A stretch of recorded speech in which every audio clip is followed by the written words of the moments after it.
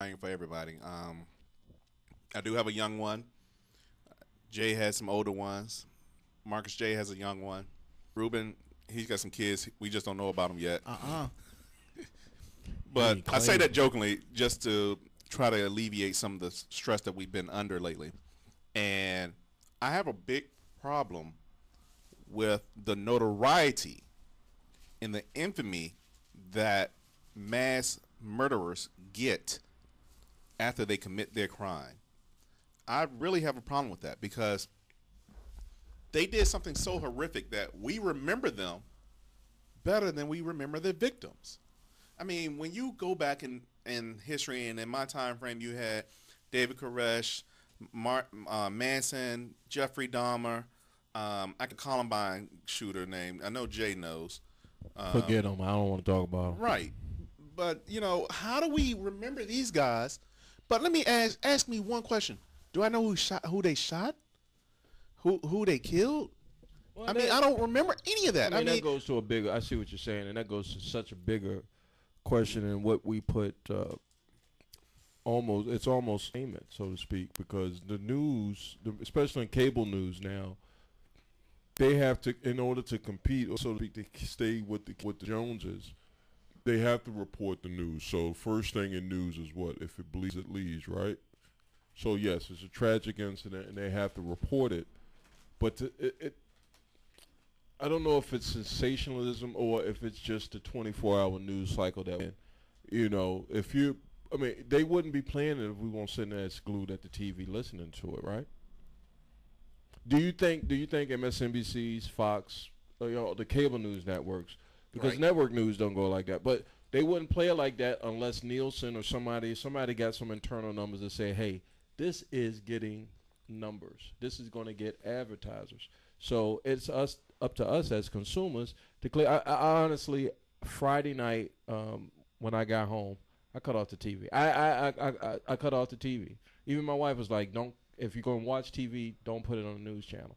You know, and it wasn't that we didn't want to, you know, grieve with the rest of the country in regards to that what tragically happened. It was just that to see it repetitively put on, you know, on that 15 to 30 minute cycle and breaking news, and showing killers, the psychopath's picture, and all that's doing is immortalizing them, so to speak, over the victim. You know, so he got what he wanted. Right, he got what he wanted. But if we as a society though have to I'm a strong believer in a lot of these things that happen in big business like banks or entertainment or even news or commercialism. They don't happen unless people are out there doing it. Right. You know, so I take the standpoint of speaking against folks rebelling and or boycott. Say, hey, don't watch Fox, don't watch MSNBC for a couple of days until you feel that the news cycle is going through, and even sometimes it comes back. So that you got to hit people where it hurt in regards to that type of thing. I feel what you're saying though, like it's just focusing too much on the actual killer. Right. Who's not here, so we can't prosecute. I can't get him.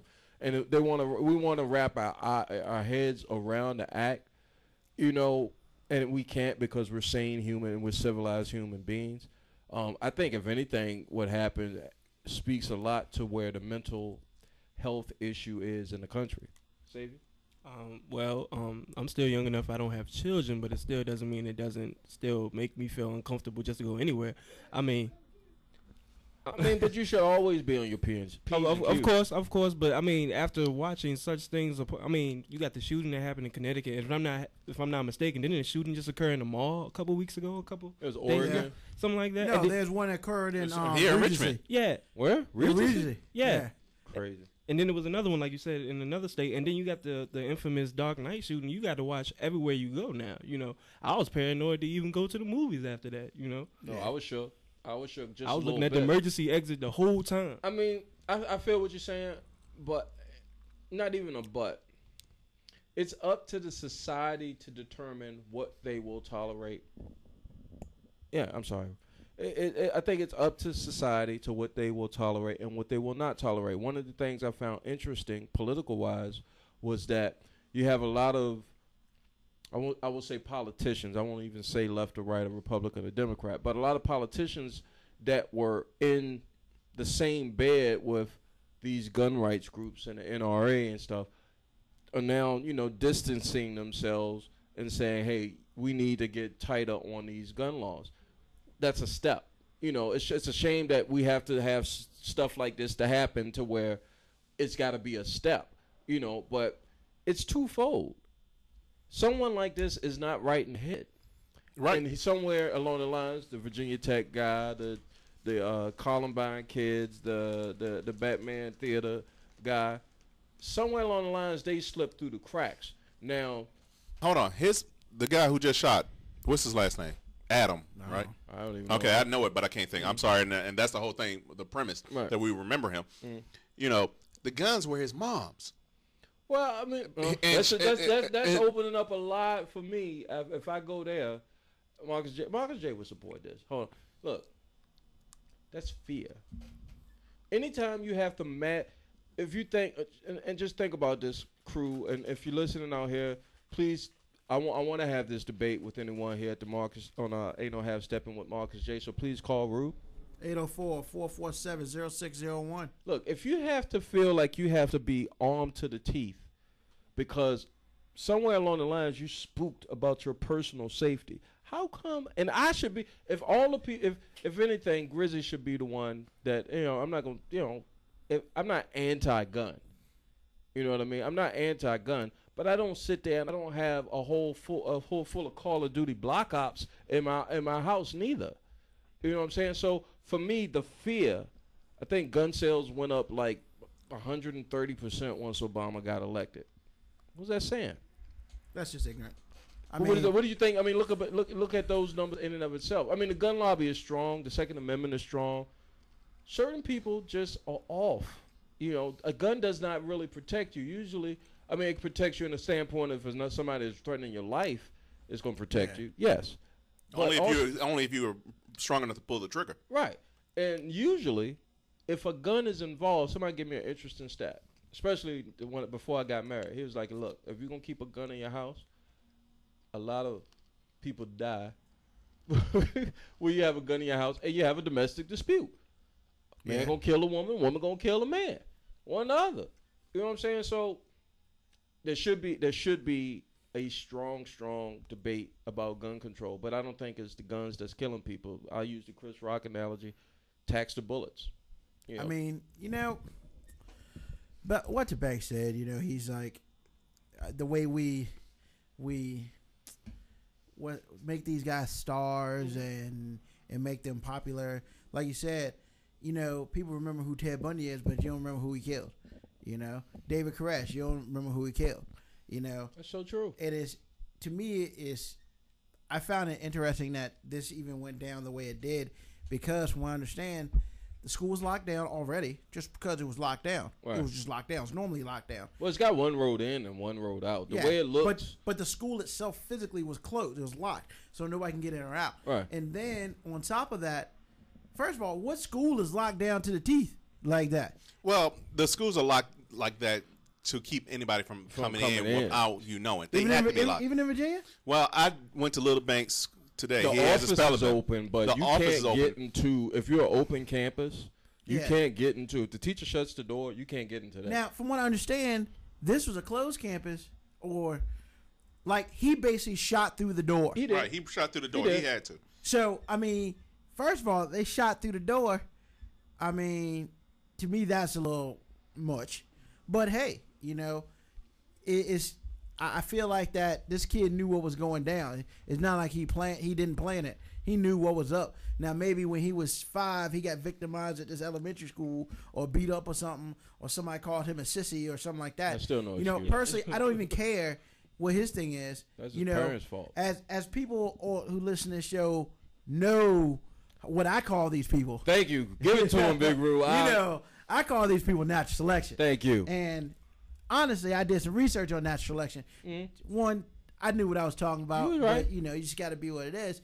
And I guess I should read the definition of natural selection. You got And it? it's a gradual, non-random process in which biological traits become either more or less common in a population as a function of differential reproduction of their bearers. Now, with that being said, just because You might have to break that down for some of the listeners. just because you were born a certain way, it does not make you natural selection.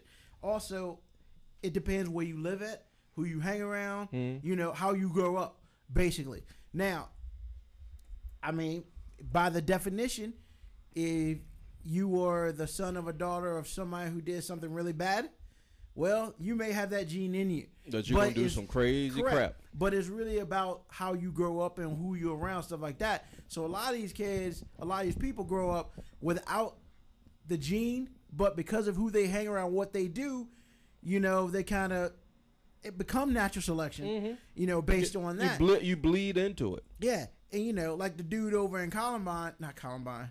Yeah, the kids in Columbine, you know, they sat there, oh, he lives with Mary Manson, whatever. Nah, the parents didn't pay no attention to him. Exactly. And it was two kids whose parents never paid any attention to him, and they became friends, and everybody beat them up and didn't like them, and nobody liked us, so we're going to take them all out. Yeah, that's natural selection, because basically the people who he hung with, which is the other dude who had the same life that he had, basically became, we don't care anymore, we're going to do what we want to do, but we're going to do it together.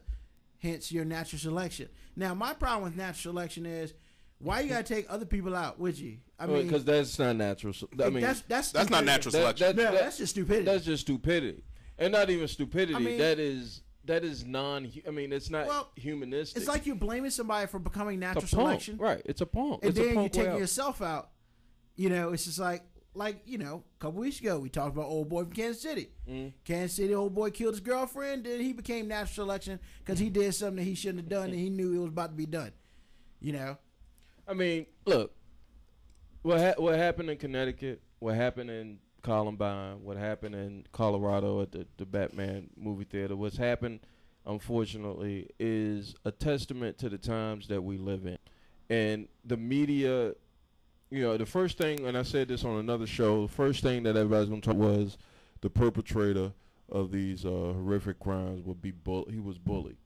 You know, and even if he was bullied, somebody should have chin checked this kid. I mean, like, you ever hear your mom ever say, "I'm gonna knock some sense in your head"? Yeah, I have. Okay, all the time. so I'm curious to know, and that's what I was talking about when I did this show was, you know, I had to look at the parents because the first thing I kept hearing was the mom. Not until it got a little deeper into the story. First day when I listened to it was I never heard anything about a dad there. Well, they were separated. They were separated. They were separated. And then I heard about a brother, and then you know they were all separated, but the mom was a gun-toting, you know, pretty much Bonnie and Clyde type broad. You know what I'm saying? And I mean, to Ruben's point with the natural selection, if you off, don't have no babies. You know, you just don't do that. I mean, am I lying? If you put two people together who ain't got 2 bits of IQ is 3 and the other IQ is -1, what they doing having babies? Oh, as grandma says, 2 pots to piss in. Yeah, I mean, you're putting the rest of the civilization at risk. Well, let's look at it like this. Let's ask ourselves this: the guns that this man had were 2 handguns, right? And he had a submachine gun. No record. He had an assault rifle in the car. The question I like to ask is, with the Constitution, you had the right to bear arms. Right. That Constitution was written when you had 1 bullet 1788. to shoot somebody. You didn't have a revolver. You had a musket. I know where you're going. You didn't have a Gatling gun. Mm-hmm. You couldn't go da-da-da-da-da-da. Right. You couldn't gun down a mob of people. Right. I'm gonna do devil's advocate for you in a minute. Go ahead. Why do I need that as a right to bear arms? The gun-loving American is going to tell you, A, he likes to hunt. Hold on. B, he wants to protect himself from all enemies, foreign and domestic. He has that natural God-given right. And so because technology has to evolve. I mean, the forefathers that wrote the Constitution had to know that, what works in 1787 is going to evolve into something in 2012. So that's the reason why we need a whole 30 clip gun. But there's a way to handle that, though, Banks. The way to handle that is you price people out of it. You handle the you handle the mental health issue in this country. And Obamacare, which is one of the things that they were up there carrying guns to fight against, may help people who have the affliction that this perpetrator of this crime could get help without having to worry about bankrupting his or her family. It's very ironic to me. Yes, sir. Well, we got hit on Facebook with Hakeem, and he's talking about my natural selection situation, and he says, now you're talking about crossbreeding, eugenics, slippery slope you guys are walking down. I'm not worried about eugenics, honestly. I'm not worried. Hold up, it's not done. Pro black folks such as yourself, I don't know if you guys should be advocating eugenics. Now, I don't necessarily advocate it. It's just one of those things. I mean, this is Big Rube talking. I can't speak for anybody else but myself. I'm going to speak for Greg. And, I say it, so I need to defend it.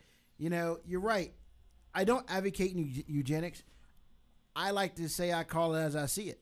I mean, because people who kill mass amount of people like this, they weren't robbing the bank. They weren't looking for stuff. They just went there to do it for whatever personal reason or no reason they felt like it. Those people ain't wrapped too tight, and that's just how I see it. I can't say, well, this, and this, but in my opinion, these people ain't wrapped too tight. If you get a whole bunch of people who ain't wrapped too tight, it becomes a situation is you got a lot of people ain't wrapped too tight. Yeah, there's something wrong here. I'm not a big guy in genetics, but I also feel like genetically, if there's something wrong with the 2% of the people, if there's something wrong with 2% of the people, then it's probably genetic. And that's just not genetic, but either genetic or learned or something like that. And I feel like natural selection can be learned due to your relationships or your experiences that you have. I use it in terms such as that more so than I use a term such as eugenics or genetics. Hakeem is speaking more from the historical fact of eugenics, and I myself, Hakeem, I'm not speaking from that point of view because we all know that what eugenics can do in regards to victimizing and doing that type of going in and picking and choosing who you're going to do that with. What I will say though is if you got the Hatfields and the McCoys, so to speak, and the Hatfields are known for being just off the wall nuts and they got science to prove it, and you got the McCoys who are just off the wall nuts and they got the science to prove it. We don't want a mixture. I don't want a mixture. That's different from saying I don't like a group of people because of their race, their skin color, or something like that to keep the population down. I'm talking about it from a public safety point of view. Yeah. You know what I'm saying? And let's say as a cost cutting measure on either Medicare, Medicaid, or the Obama health care plan, you don't want, if we want to get the mental health profession or the field to catch these people before these type of acts happen, the less of them that's out there are ways to get help for the ones that are here. Yeah. And that's what we should be doing on. But I just wanted to address that if I can, because I'm not advocating eugenics. I'm just saying if you're nuts, you're nuts. Yeah, he came back. It's like, no doubt, I agree with that. But as part of our history in this country, I'm just not sure if black people should be promoting eugenics. I feel you. I'll be the first person. I'd be the first person to say I shouldn't be, honestly. But guess what? Guess what, Hakeem? Other than the DC sniper, who usually is perpetrating these crimes. I got a question. What's wrong with you? We don't want to go there yet. Okay, I'm just saying. We ain't trying to go there yet. I just want to know one thing. What's this word y'all keep using? Because I've never heard it. Eugenics. I never heard of eugenics. Eugenics was real quick. It was a U.S. based scientific thing in the early 1900s where scientists would castrate or take a hysterectomy women so they would not be able to bear children, or men would not be able to bear children if you were deemed feeble-minded back in the 20s or the 1930s. Virginia had a statute on the books. Yeah, it's like that. But it was usually generally used to keep people of color's population. Yeah, it's like back in the day when they used to drown witches. Yeah. Okay. It's, like, It's the same type of thing. Same type of thing. Because you're different, we don't like you. And strangely enough, the Nazis used the American scientists or the American scientific way to do eugenics with the Jews and everything like that in World War II. You know, the thing is, the scientific, they were using it under the guise of it makes a better society because they didn't like, you know, former slaves being free, running around having all these babies. We're not saying in this aspect to do it as that type of form of, you know, eugenics or the process of natural selection. Yeah. What we are saying is that the mental health field has to get better. And usually when you put two cuckoos together, you get one cuckoo. Go ahead. Well, you know what? Hold on. Let me say one thing. All right, go ahead, because then we got Just like a car or any motor vehicle, we had to get a license to renew that. We need to do that same thing with the I agree with the gun. Cool. All right, well, this is just the first part, ladies and gentlemen. We will come back after this break. We'll talk a little bit more about the situation and what can we do as people to at least make strong attempts for this not to happen again. I'm going to get a lot of gun permits. Ain't no half step with Marcus J. Big Rube be out. We'll be back in a sec.